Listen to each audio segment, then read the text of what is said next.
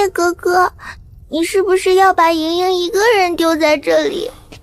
胡思乱想什么？就算要进深山办事儿，也不可能带着你这个小拖油瓶。走之前，肯定先帮你找好稳妥的亲戚。莹莹没有亲戚的，爷爷说我是他从城外雪地破草堆里捡回来的野孩子。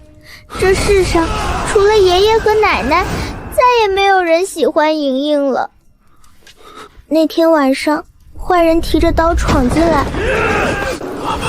爷爷跟奶奶要去很远很远的地方，以后再也抱不到莹莹了。既然你什么都知道，为什么一路上还笑嘻嘻的，连多问一句都不曾有过？因为爷爷说外面的世界都是吃人的妖怪，带着只会哭的小孩会给大哥添麻烦。爷爷说要是莹莹不懂事惹你烦了，你就会在半路上把我也丢掉。爷爷还说莹莹要一直笑，一直乖乖听话，只有这样别人才会愿意喜欢莹莹一点点。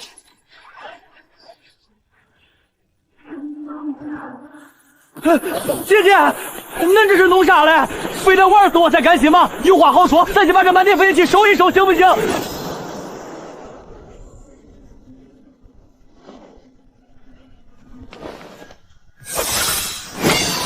女侠，轻点，这地板滑坏了，没师傅修啊！这可是我的孕妇根基。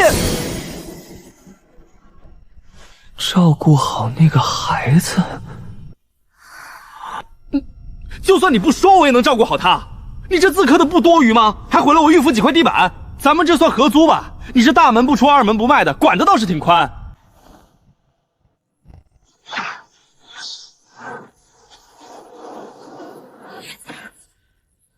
多谢前辈赐法，晚辈铭记于心。外边那丫头的事，我自会当成自己的事来办。别哭了，以后就跟着我，只要我不死，就有你一口吃的。一口好像吃不饱，还敢嫌少？我平时吃什么你跟着吃什么，就算我啃树池，你也得给我嚼碎了咽下去。叶哥哥才不会啃树皮呢。爷爷说过，大哥哥是能拿出好多好多仙丹的有钱人，跟着有钱人肯定顿顿都能吃肉包子。哟，客官，第一回来咱们风雪镇吧？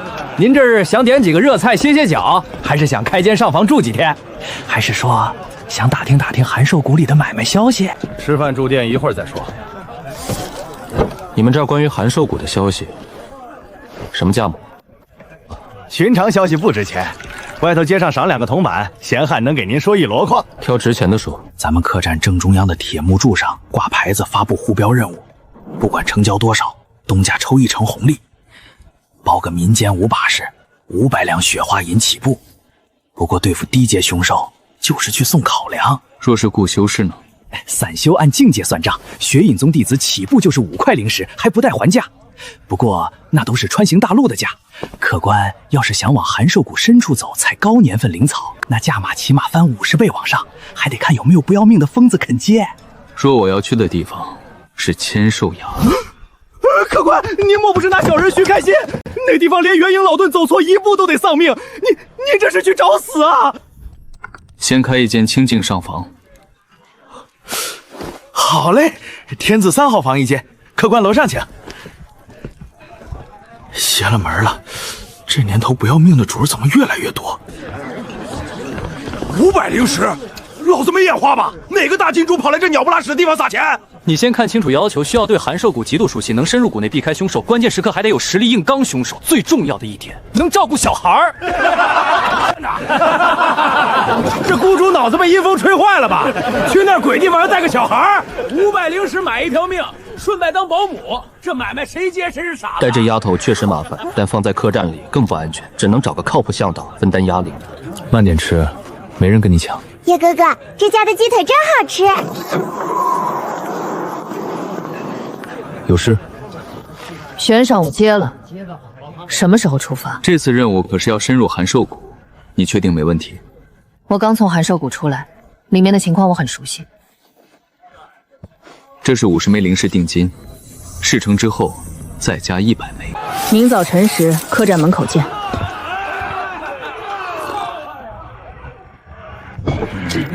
你妈没告诉你，出门在外财不外露，按规矩先拿50灵石保护费。做什么？我看您带个孩子也不容易，这帮也惹不起，您还是破财消灾吧。听见没？识相的敢把剩下的灵石交出来，大爷心情好，还能留你和这小家伙一条全尸。这么说，在你们客栈里死人都不管了？管不了，管不了。知道杀人不用追究责任就行。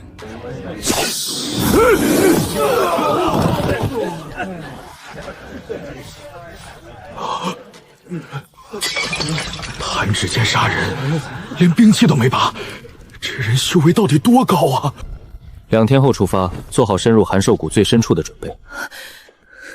什么意思？不要定金，还倒贴？我带你进函兽谷，不光不要钱，还出200枚灵石，只求你能顺便帮我做一件事。哦，什么事？这里人多眼杂，能不能找个私密房间？走吧，跟我上楼。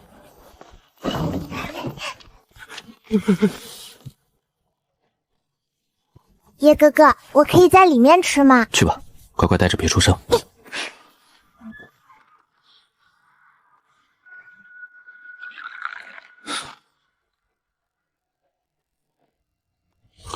我在这家客栈等了半个月，你是第一个愿意深入函兽谷的，那就说明你有本事对付那些凶兽。所以我的请求只有你能完成。别给我戴高帽，我这人只看利益。你的请求是什么？我叫陈峰，7天后风云阁会有一批商队来到函兽谷，我希望你能帮我伏击那支商队。风云阁势力可不小，让我去惹这种硬喇子，先说出你跟风云阁的纠纷，我再决定要不要接。风云阁抢走了我的女儿，她是我的命。这支商队就是抢走我女儿的那支，求您帮我伏击他们，等我救出女儿后全身而退就行。从这女人骨相和气血来看，分明连道理都没有过，哪里来的女儿？这女人在撒谎。不过，目标既然是风云阁，那就够了。救人可以，伏击商队也可以，但代价是让你背负杀死风云阁一整条商队的罪名。这件事后果极其严重，你将面临风云阁无穷无尽的追杀。我能。罪烈申请离开烧子，满心杀意跑去云山城，却发现百草阁如今有商盟庇护，四周全是高手巡逻。叶长生，你杀我全家，此仇不报，誓不为人。我一个筑基3层，根本没有拔剑的机会。费尽功夫买消息，才问出你叶长生离开云山城，前往风雪城的消息。我便在这必经之路的风雪后守株待兔。不用找了。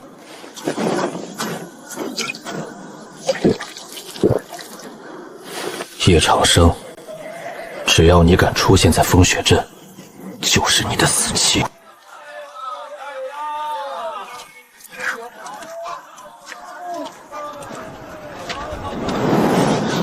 这人疯了吗？敢在镇子里乱放杀气，不怕惹来镇守护卫？快躲远点，这小子要杀人！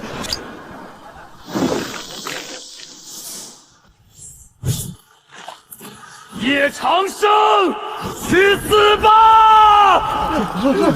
小心背后！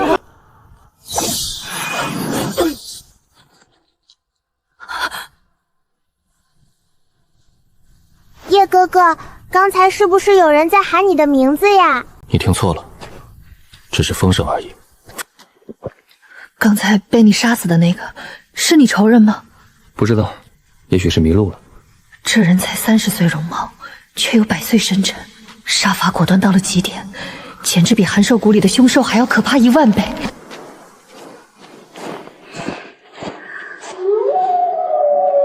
就选这里设伏，乖乖坐着，不管听到什么声音，都不许探出头来。莹莹知道啦，莹莹绝不添乱。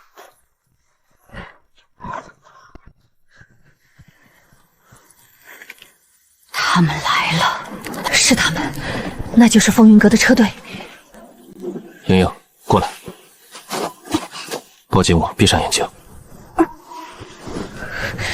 好，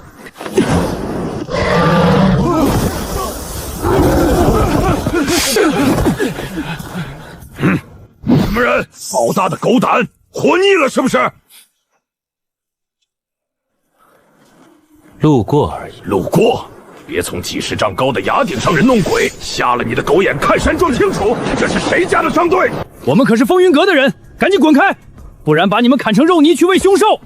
风云阁，我知道，找的就是你们风云阁。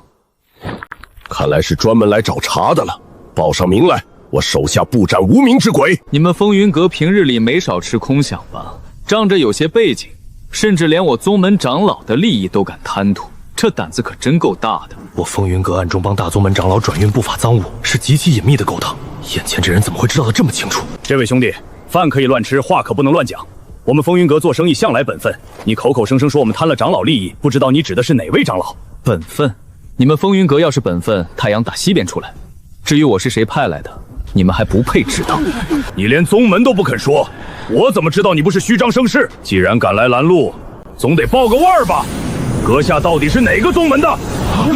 就这点实力，也敢在函授谷外围运送重货？不用打听了，死人是不需要知道那么多的。你耍我，给我杀！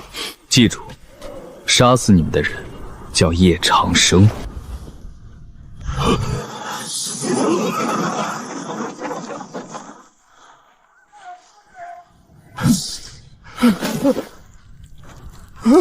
前辈饶命！一切饶命啊！小人有眼不识泰山，求求您当小人是个屁放了吧！现在肯好好说话了？肯了，前辈您问什么小人都说，绝对不敢有半句隐瞒。你们这支商队准备去什么地方？我看你们走的方向，这可不是通往风云阁的路线吧？回前辈的话，我们确实不是回风云阁，这批货是要送到函授谷外面的，是去交差的。这批灵兽幼种是准备送给雪隐宗的。送给雪隐宗？你们阁主什么时候变得这么大方了？在这里。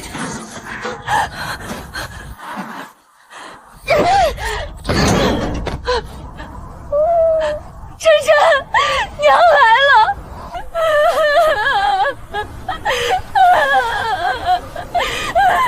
原来他说要拼死救回的女儿竟是灵兽幼崽。风云阁向来做的是干脆利落的灵兽买卖，自己豢养捕捉无数灵兽，为何偏偏要大动干戈，想夺别人手里一只幼兽？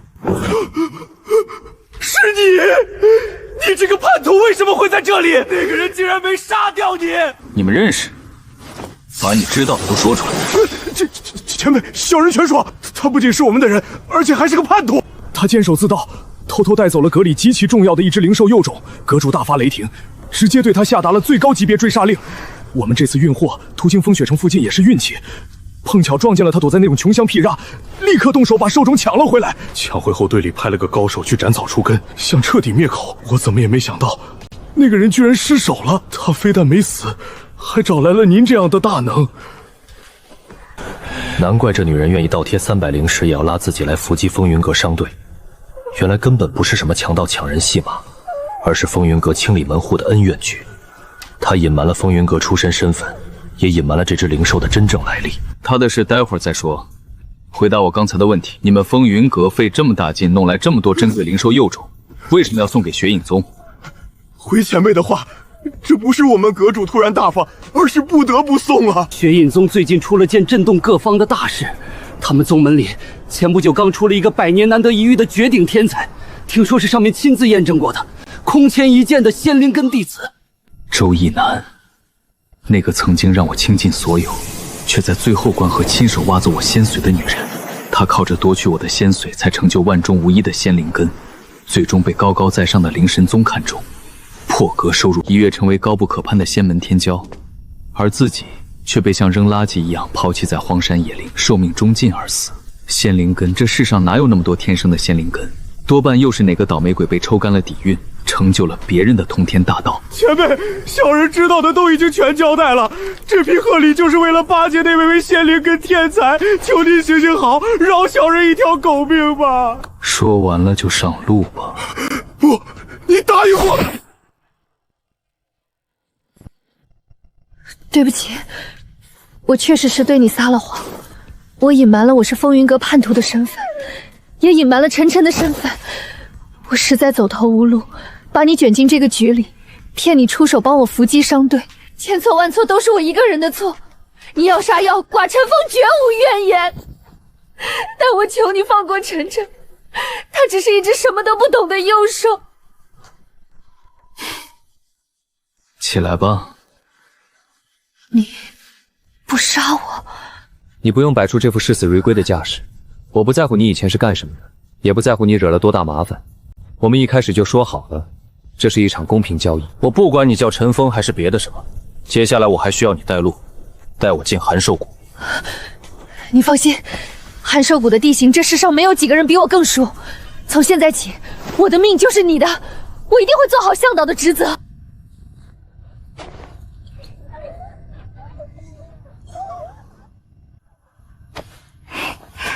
叶哥哥，这些小动物要怎么处理呀？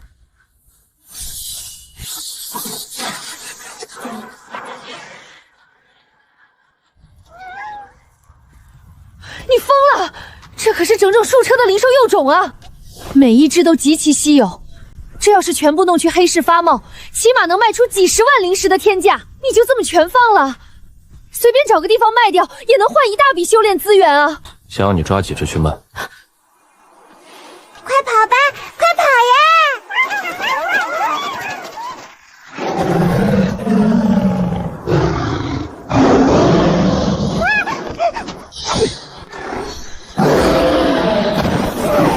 叶前辈，前面就是寒兽谷入口了，我们要现在进去吗？暂缓几天也不迟，先回风雪镇，回客栈休整。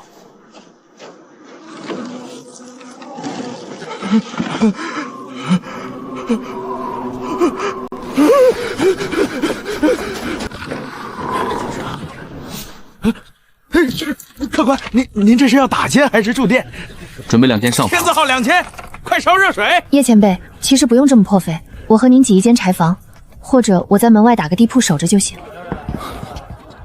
那间房不是给你开的，是给他养伤用的。我杀了风云阁几10条人命，费了这么大功夫才帮你把这只灵兽救回来。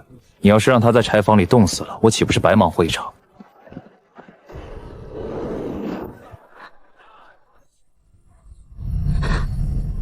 前辈大恩大德，臣凤万死难报。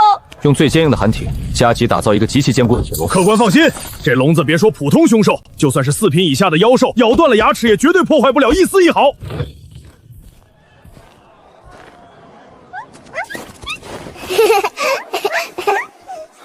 走吧，进寒兽谷。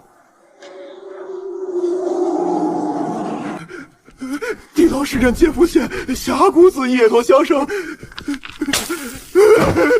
叶长生，好一个叶长生！云淼宗好像也有一个叫叶长生的人。风云阁这些年一直帮着城主府和宗门4长老库荣真处理那些见不得光的账务，难道是库荣真那个老狐狸嫌弃最近风云阁吃拿卡要的太多了，故意派了这么个隐藏高手来敲打我？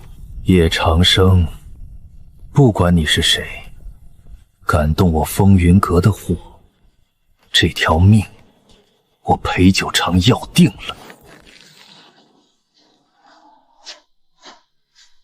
叶前辈，左边那条是边缘大路，相对安全，平时都是采药客走；右边这条就是直通寒兽谷深处的死路了。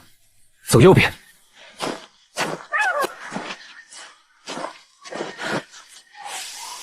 叶前辈，您看，这里凶名在外，连风云阁那种大商队护卫都不敢轻易涉足深处，竟还有别人敢走这条路。这很正常。虽然深入寒兽谷听着像送死，但人为财死，鸟为食亡，很多人为了生活还是硬着头皮进来碰运气。只要不走太深，一直在中外围徘徊，运气好就能采集到只有这里才会生长的特殊草药。只要招子放亮，不惊扰到里面真正可怕的凶兽，赚一笔横财，安全撤离的希望还是有的。继续走吧。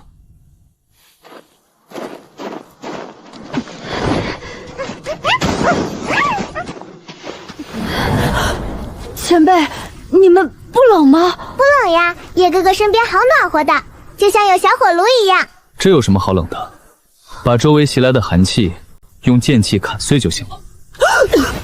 用剑气砍碎寒气，这是人能干出来的事儿？剑气本来就是主杀父的极度狂暴之力，谁家好人拿剑气当御寒护盾用啊？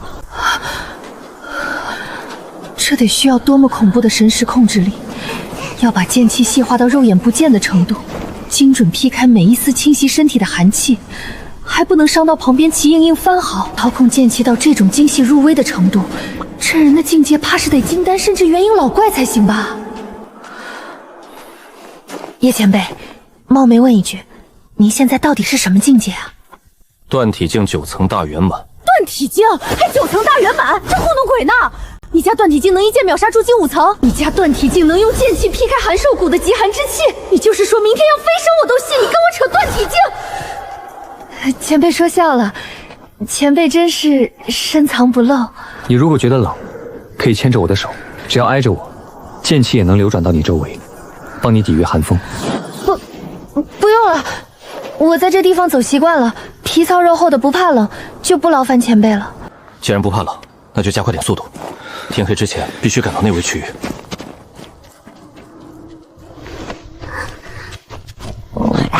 叶哥哥，怎么没声音了？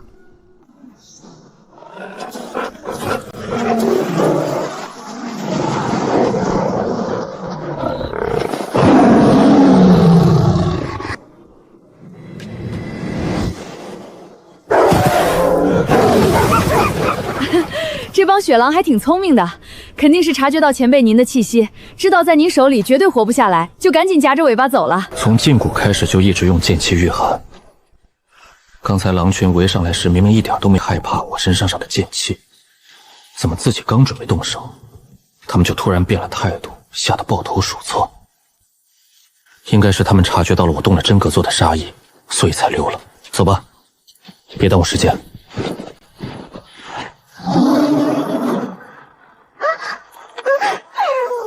那个方向是去千兽峰的必经之地。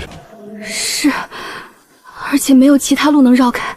原本计划很简单，带着齐莹莹和右手，这一趟进寒兽谷必须求稳，能不惊扰凶兽就不惊扰，悄悄摸进千兽崖，找到苍灵种就走。结果现在连内围都没彻底进去，前面大怪已经暴走了，光听着地洞山摇动静，那头正在发光的凶兽至少达到了5品级别，那可是相当于人类金丹境的恐怖存在。自己现在虽然靠着浩瀚剑意能随手秒杀筑基5层，但这不代表能直接硬刚金丹。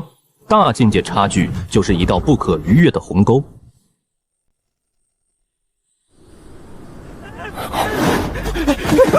我靠，只偷个小兽崽而已，那老至于这么发狂吗？别废话了，赶紧跑！等他追上来，我们都得变口粮。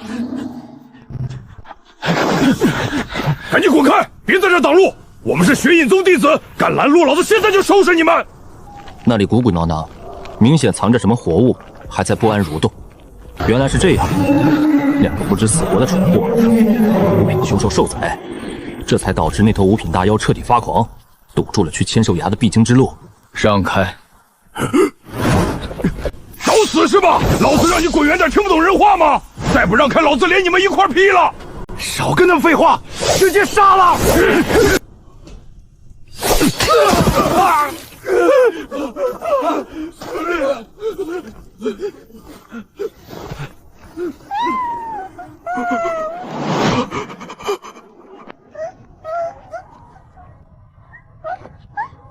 简直是一个模子里刻出来的，连眉心那道极其细微的银色绒毛都一模一样。你的也是从这寒兽谷里偷出来的？前辈误会了，我哪有那个本事进寒兽谷深处偷东西？这兽崽是风云阁那帮人费了9牛2虎之力弄回去的。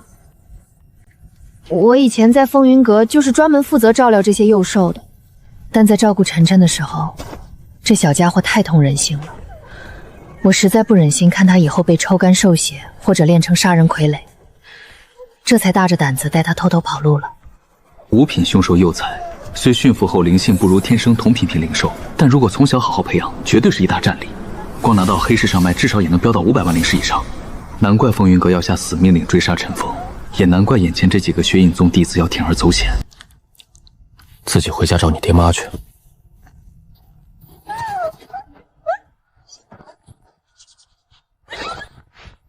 前辈，晨晨平时从来不会这样急躁，寒兽谷深处可能真的有情况发生。走，过去看看，都跟紧点，隐蔽气息。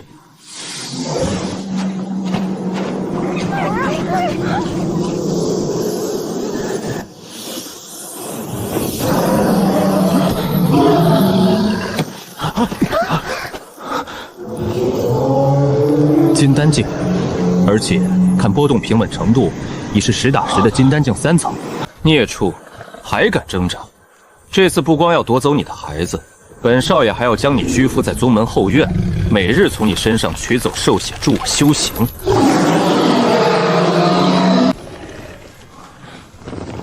20多个筑基不算什么，有浩瀚剑在手，杀筑基就跟切菜一样。但那个金丹3层的家伙是巨大变数。自己真实修，虽然战力跨度极其夸张，但跨过大境界硬刚一个金丹，到底有几分胜算？如果现在起冲突，万一不能迅速解决战斗，被金丹修士缠住，不仅自己有麻烦，身后的齐莹莹和陈峰也活不了。你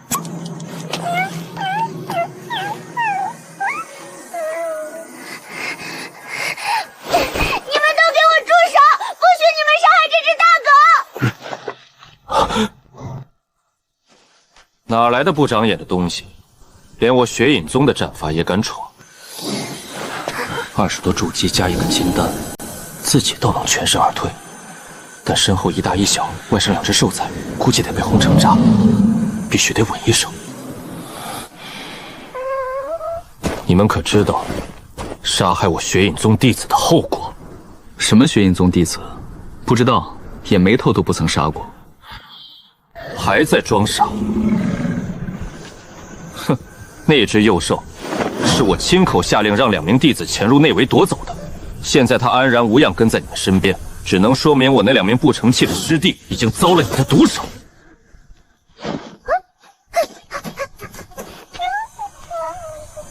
2只，好啊！不仅杀我宗门弟子，还敢偷藏如此极品灵兽，给我死！完了，金丹大能出手，这下全完了。这道剑气不对劲！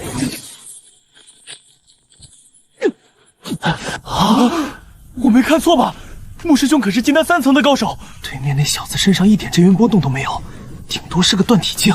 一个断体境，竟然一招击退了金丹3层的穆师兄。刚才一击看似平分秋色，但浩瀚剑意虽强，自己本身修为底子太薄，真要跟这个金丹3层死磕，还得防备旁边20多个筑基放冷箭，吃力不讨好。敌人的敌人，就是破局的关键。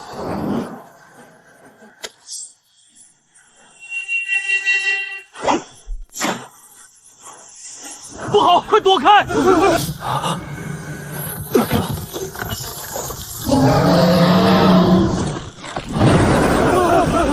该死！别管那小子，所有人立刻顶上缺口，把阵法稳住。要是让这畜生跑出来，我们全得死在这儿。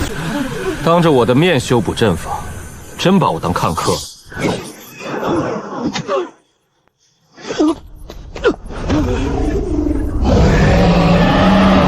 你到底是什么怪物？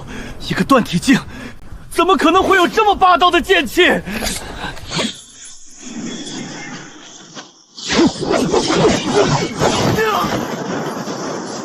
卑鄙小人！有种堂堂正正打一场！堂堂正正，我这不就是在跟你打吗？你扛不住可以闪开啊，我又没拿绳子绑着你。你太不要脸了！竟然拿我们当要挟，逼穆师兄应接你的攻击，卑鄙无耻！你们20几个筑基加一个金丹围勾我一个断七境，居然还有脸说我卑鄙？要点脸行不行？有本事你们也分只手出来往我这扔2个法术啊！叶哥哥好像在跳舞呀。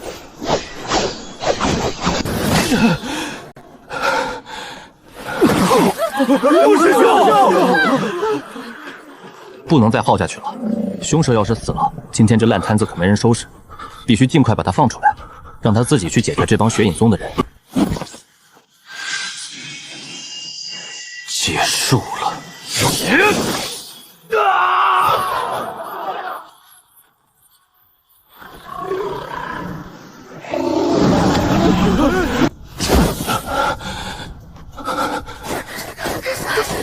前辈，你没事吧？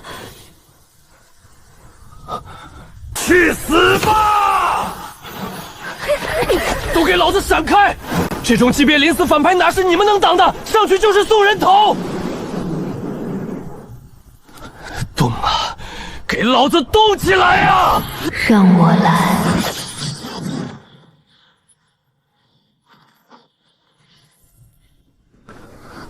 一扰扰，这可是嗑了药一样发疯的金丹期修士，这就没了？女侠，你原来这么能忙吗？我拼死拼活才卸了这货一条胳膊，大姐你一出手直接大卸8块，穆师兄被劈死了！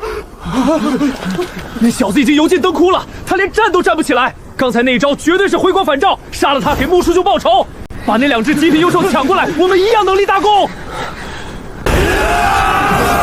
大姐，仙女姐姐，女侠，能不能再来一发呀？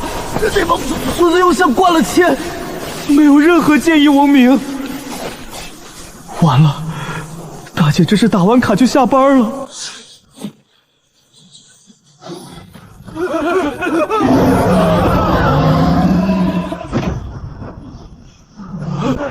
哥哥好棒！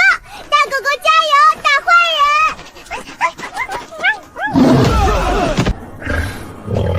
我操，这货是成精了吧？都伤成这副狗样了，居然还有心思搁这耍帅回头杀！你们等着血影宗的报复吧！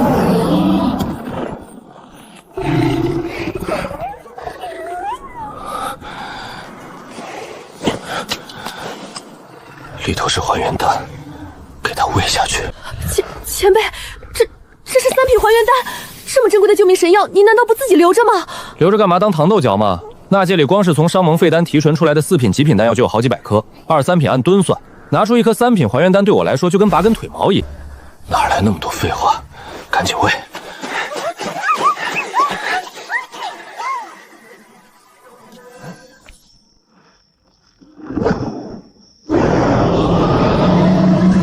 退回来！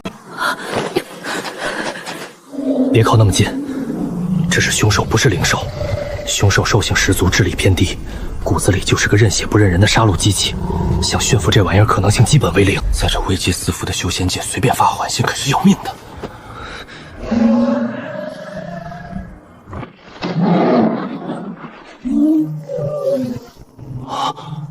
这大哥哥真乖。前辈，晨晨的意思好像是想让我们坐到这只凶兽的后背上去。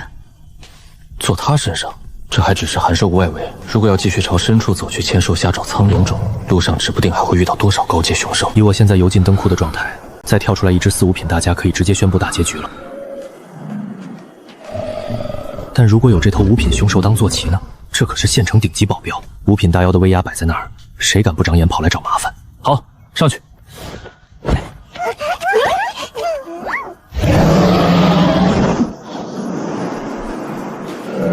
牌面绝了，有这坐骑，坐骑是千兽行，还不是想去就去。小家伙，能不能告诉你老爸，让他带着我们前往千兽囿？咋了？这小东西激动啥？前辈，这只幼兽是在告诉您，这是他老妈。大哥哥到了吗？诱饵，看来这只5品大妖就是被血影宗那帮人用这种散发高浓度灵气的诱饵从老巢里一步步调出去的，困在阵法里抽血。等等，抽血？那疯子临死前好精来着，要喝高阶凶兽血帮助自己。寻常生经贸邪说，就算用灵火提炼10遍8遍，修士喝下去也跟喝百草龟没区别，分分钟爆体而亡。除非……前辈，您发现什么了？我在想血影宗那帮孙子。这帮家伙8成是修炼了某种极其邪门的功法，一种能直接靠吸收凶兽血液来增进修为的功法。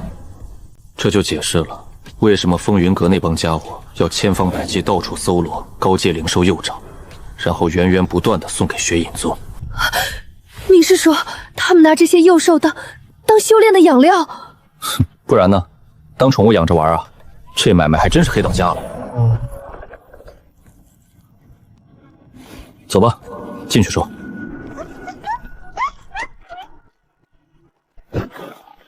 陈峰，你对这函授谷熟，咱们现在离千兽岭还有多远？回前辈的话，这地方已经是函授谷中段了，要到千兽岭至少还要翻过前面那座最高山头。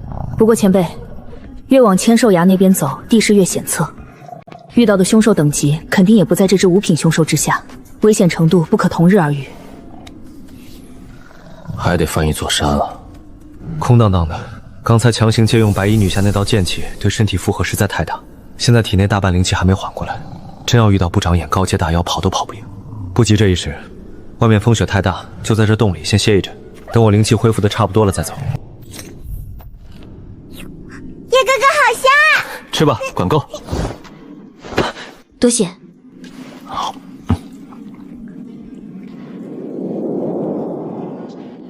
这洞有点深啊，我进去溜达溜达，看看里面有没有什么好东西。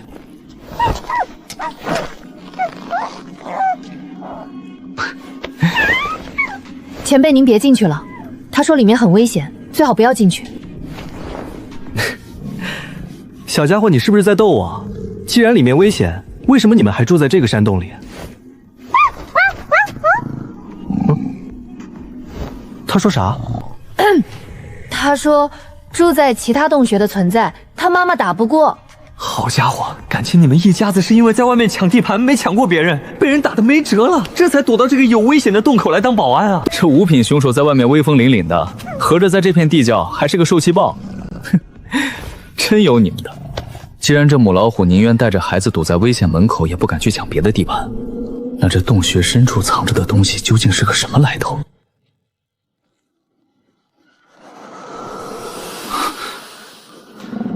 这股气息的恐怖程度，比旁边那只五品凶兽身上的味道还要浓郁100倍。死气沉沉，连一丝一毫的生机都没有。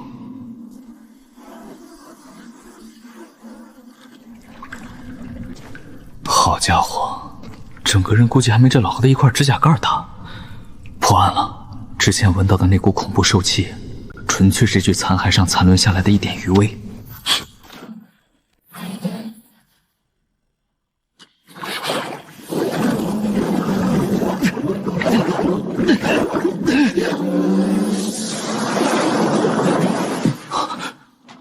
这水见鬼了！完了完了，今天真要在这破水坑里翻船了。老子堂堂断体9重大圆满，结果要在这黑灯瞎眼水下对下被活活淹死，这死法也太憋屈了吧！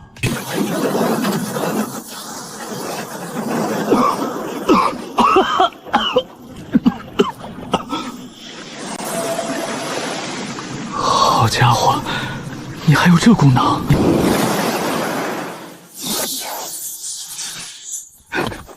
前辈手下留情啊！咱这玉符可是好不容易修缮好的，你下手轻点儿，这划拉坏了，我上哪儿找哪水匠去？您看看之前那行字，现在都还在那儿戳着呢，怪扎眼的。这要多划几道，我这脑子非成马蜂窝不可。吃水？啊？吃水？啥意思啊？前辈您口渴了啊？您说的吃水，该不会是外面那口水潭里的潭水吧？我的亲前辈，那玩意儿也能吃？那水沉的跟玄铁似的，里面全是变异的古老兽气，而且对灵气霸道的很，进去就被吸干，简直就是一潭死水。我要是把它喝下去，估计当场就得被沉死在里头。不过您放心，其实不用我喝，我左手里那颗不安分的灵种现在正在外面跟牛饮水似的，疯狂吞那些黑虫水呢，估计要不了多久就能把那潭水全给吸干了。不过我挺纳闷的，这水毒的要命，灵种喝了到底有什么用处？能让我实力暴涨，还是能帮您恢复残魂？前辈，您这是几个意思？您该不会是想让我喝这玩意儿吧？不是，这也太不合适了吧！这被灵种吸收过的汁水虽然香是香了点，但这味道一闻就知道劲儿大得很。而且您这用手指头喂我，怎么看都觉得哪里古怪啊！咱能找个勺子不？得，您是老大，您说了算，吃就吃，反正我一个大老爷们儿，怎么着也不算吃亏。这劲儿也太猛了！前辈，你坑我！原来是这样，这黑种水里的兽气等级太高，强行吸收脑子当场就得废掉。但是经过灵种提寸，再通过你用手指当介质，用精炼剑意帮我压制调理，我才能安全将这股力量化为己有。前辈，我误会您了，再来点我还能吃。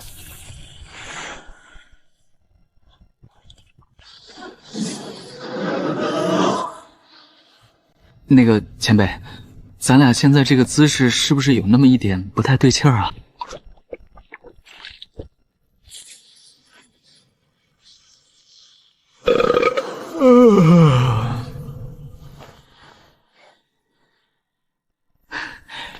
谢前辈投喂。这灵种胃口可真是越来越大了。这威力相云切丝带见血封喉剧毒啊！这么狂暴的兽气，换做寻常筑基修士，一旦被侵占入体，估计连半刻钟都撑不过，当场就得全身经脉爆裂而死。可偏偏我借着神秘残魂调理和灵种过滤，硬生生把这要命毒气变成了自己一部分。哼，真是富贵险中求啊！九品大妖骸骨啊，这可是货真价实的顶级天才地宝，要流传外界，恐怕引得无数宗门抢破头。这种顶级材料，找个高明锻造师，怎么着也能鼓捣出一件神级灵器吧？留在这里实在暴殄天物。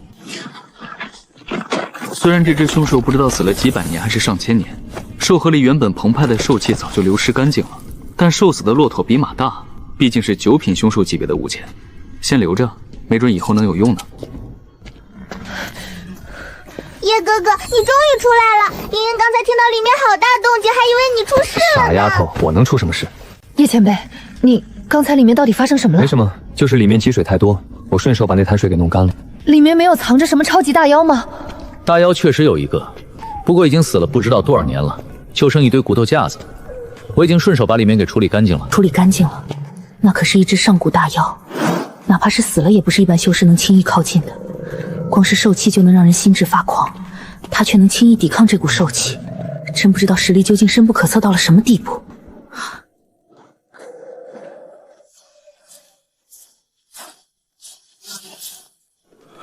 喂，小子，你确定没看错？大师哥，千真万确，我就是有100个胆子也绝对不敢在您面前说谎。你刚才说，疯子门的师弟们全都被那一个人给击杀了。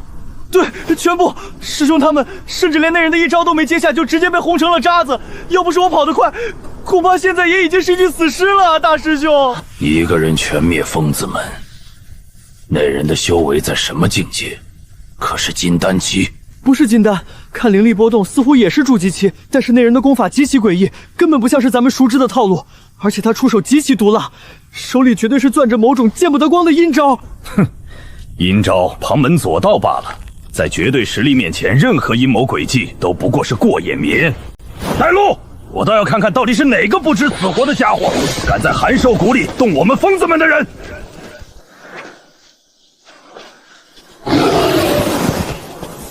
前辈，您这剑气怎么？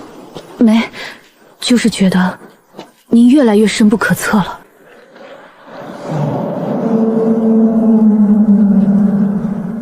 前面就是千兽崖了，这地方看着就晦气。前辈有所不知，这千兽崖就算是外围，平时也少有修士敢来。若是遇到兽潮泛滥期，别说筑青金丹，就算是传闻中移山倒海的元婴修士，一旦陷进去，也是自身难保。来都来了，总不能空手回去。前辈冒险深入千兽峡，到底是要找什么？怎么，苍灵种？苍灵种？您是要找那神物？很烫手。何止烫手，那东西生在千兽崖最深处，而且一直有一只7品灵兽寸步不离地看守着。就一只7品，那倒也不是完全没法商量。若是平时或许还有机会，可现在不行。前阵子雪隐宗那帮人偷偷潜入深处，把那只兽王的孩子偷走了。那兽王丢了孩子，整个千兽崖的灵兽都跟着发了疯。他现在正在气头上，谁敢靠近苍灵种，绝对会被撕成碎片。又是这帮孙子！前辈，要不先撤吧？哼，撤什么撤？来都来了，总得进去看看，万一那只灵兽挺好说话的。莹莹，很冷吗？叶哥哥，我不冷，你身上有很好闻的味道。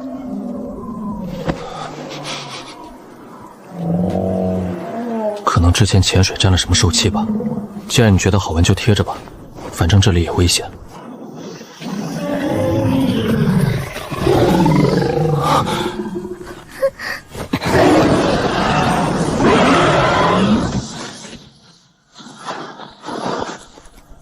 化神镜。叶前辈，怎么了？不想死就别问，逃！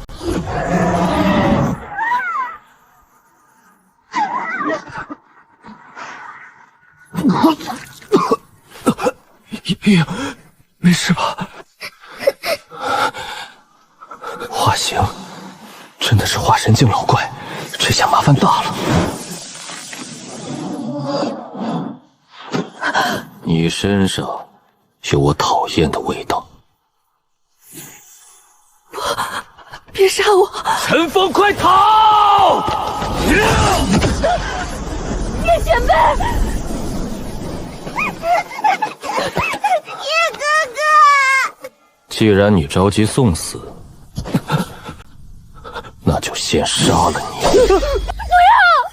住手！莹莹，快跑！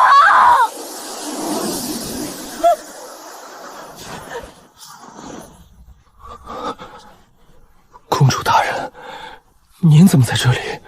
公主大人，这化神境的七品老怪，在叫谁公主？那可是千兽崖的霸主，杀人不眨眼的七品兽王，此刻竟跪在一个6岁小丫头的面前。完了，这小祖宗是嫌死的不够快吗？居然敢连扇化神老怪的脸！快去救我的叶哥哥！你打伤了他，快把他治好，不然我以后再也不理你了。是，公主大人息怒，小的这就救，这就救。张嘴！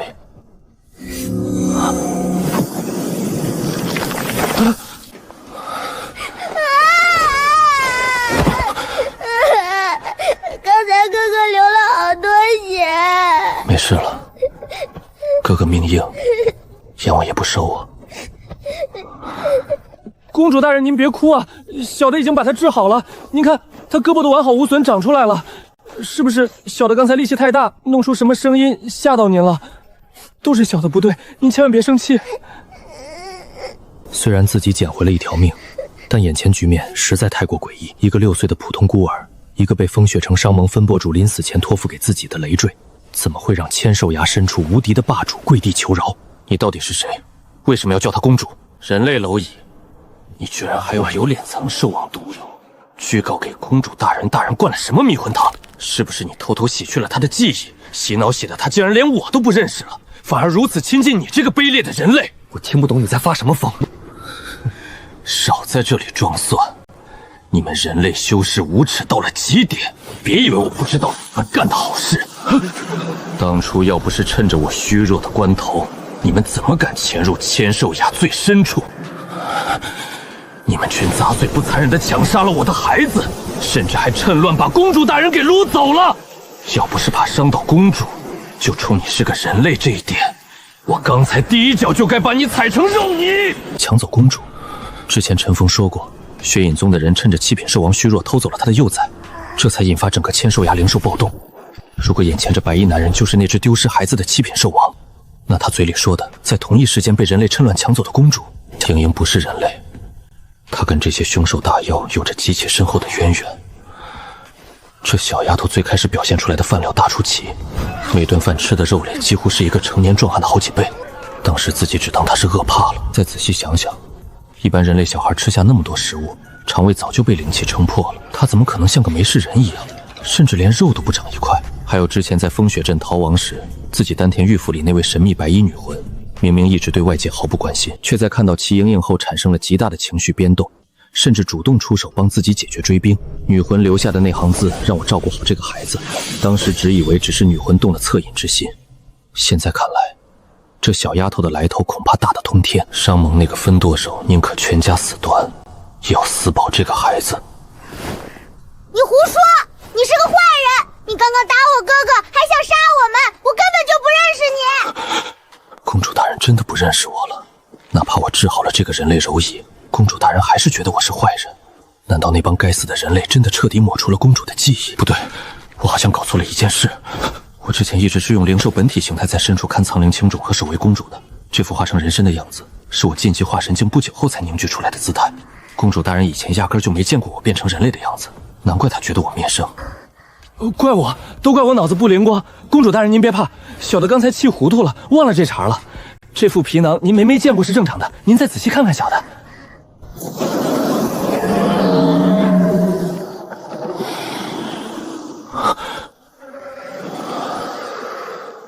公主大人，您再仔细看看，现在想起小的了吗？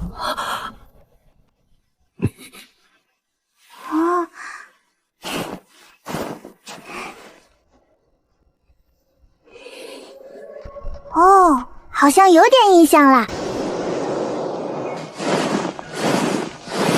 这可是翻手能灭了我们的七品老怪。喂，既然接下来要同路，总得知道怎么称呼你吧？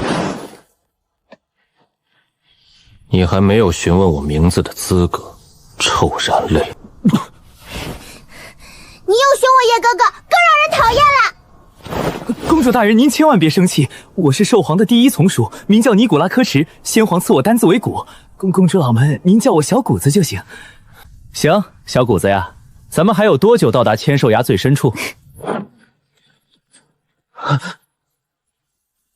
再敢说出这个字，就砍了你的舌头。在这家伙眼里，公主是天，自己连地上的泥都不如。你干嘛呀？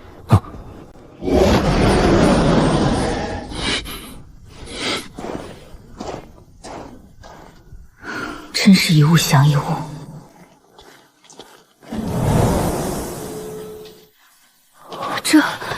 虽然一直听说千兽崖生长着苍灵种，没想到这里竟然真的生长着苍灵花。不对啊，光有花，那种呢？你以为那是路边大白菜，风一吹就能结籽？哼，这叫苍灵花。想要它结出苍灵种，必须有一个极其苛刻的前提条件——兽皇血脉。只有用纯正的兽皇血脉进行灌输，这朵花才会真正结出苍灵种。难怪外界对苍灵种的记载少得很稀，要靠兽皇血脉灌灌。这世上有几个人能活捉一头兽皇，还能放他的血去浇花？能拿到苍灵种的人，古往今来估计一只手都数得出来。公主大人，您今天受惊了，外边风雪大，小的带您去旁边山洞休息。叶哥哥，我困了。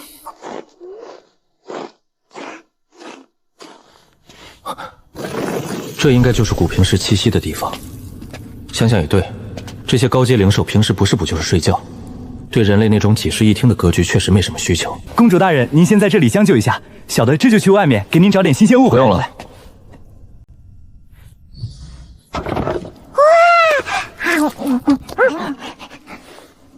你也别折腾了，拿着吃，别客气。你这是个什么意思？你以为我们高贵的灵兽会吃你们类这种粗制滥造东西？别用你们人类的垃圾来侮辱我的味蕾！我就是饿死，从这千兽下跳下去，也绝不会吃你们人类弄出来的一口食物。行了，别端着了，我看你也就是闻着没吃过，要不然你尝一口试试。尝一口就尝一口，我就让你知道你们人类的东西有多难吃。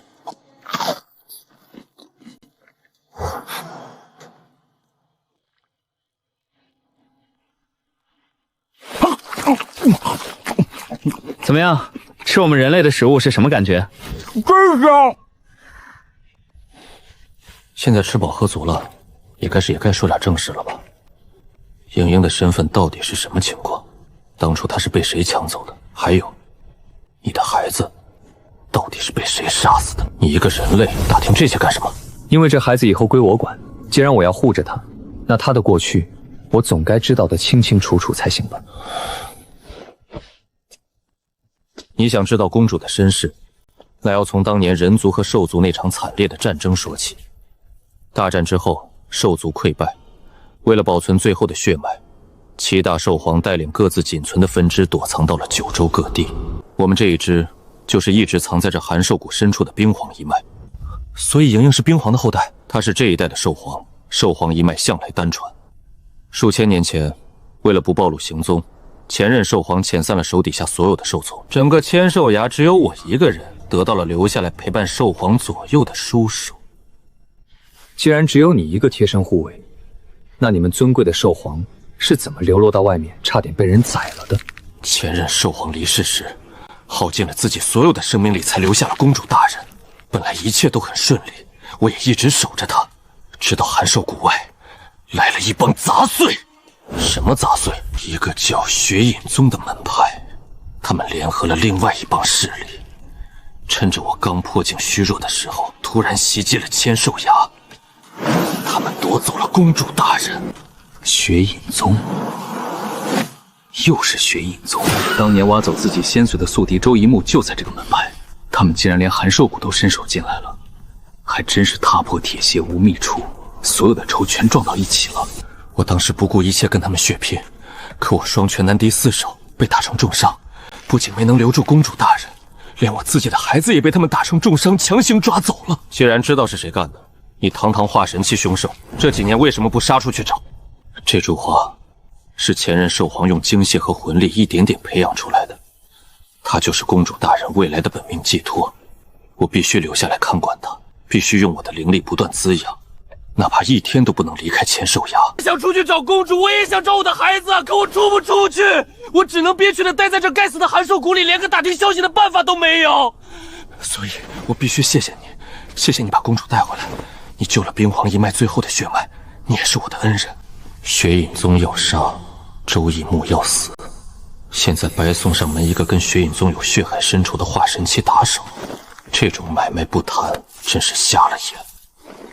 谢就不必了，我们做个交易吧。什么交易？我帮你灭掉血影宗，还有那个参与袭击的势力，顺便看看能不能帮你把你的孩子找回来。作为交换，你想办法把苍灵种培养出来交给我。我拒绝，条件不够。你懂个屁！我现在的实力因为当年重伤，还不到全盛时期的一半。血影宗的底蕴根本没你想的那么简单。你以为那是几只小猫小狗吗？你去向血影宗复仇，只会是招来不可收拾的巨祸。现在公主大人已经回来了，这就够了，就是最好的结果。我绝对不能容忍有任何一点点可能会牵连到公主大人的风险。只要我死守在寒兽谷，他们就别想再动公主一根毫毛。就为了躲着？那你的孩子呢？你不找了，也不管了？至于孩子，只能顺随天意了。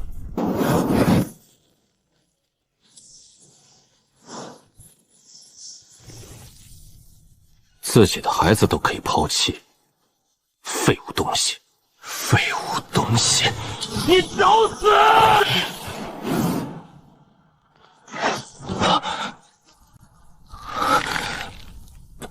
有没有不影响到公主大人的复仇方法？有100个。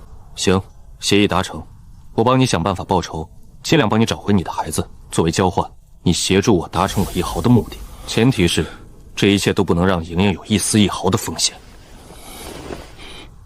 好，你冒死跑到千兽崖来，到底是为了什么？别告诉我是为了看风景。为了苍灵种，我要拿到它，只有靠它，我的境界才能突破到筑基境。你说什么？突破筑基需要苍灵种？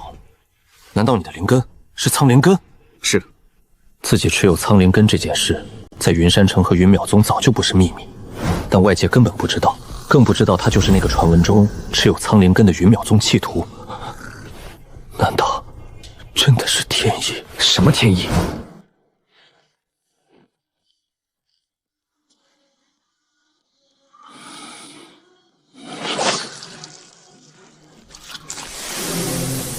你疯了！你之前不是说只有兽皇血脉才能培养这东西吗？半部九品，那可是堪比人类修仙界大成期甚至渡劫期的老怪物，这种级别的存在，怎么混得这么惨？既然你当初那么强，为什么区区一个血影宗就能让你无可奈何，还能当着你的面把莹莹和你的孩子抢走？厉害的根本不是血影宗那些杂碎，而是他们找来的其他势力帮手。什么帮手？我不知道他们是什么人，他们带头的人放出来一座黑色的塔，那座塔太诡异了，直接压制了我的境界，加上整个血影宗高手齐上，我被打成重伤。从那以后，那股诡异力量就一直残留在我经脉里，伤势直到今天都没有恢复过来。原来骨卡在化神境的修为根本不是上限，而是被体内重伤死死拖住了。只要伤好了，这家伙随时能重回巅峰，一个半部九品的超级打手。这买卖划算的不能再划算！你干什么？别动！这家伙的伤势比我想象中还要巨大100倍。怎么了，小子？被我这一身伤吓到了？不用费劲了，习惯了。巧了，你这些伤，我能帮你愈合。你说什么？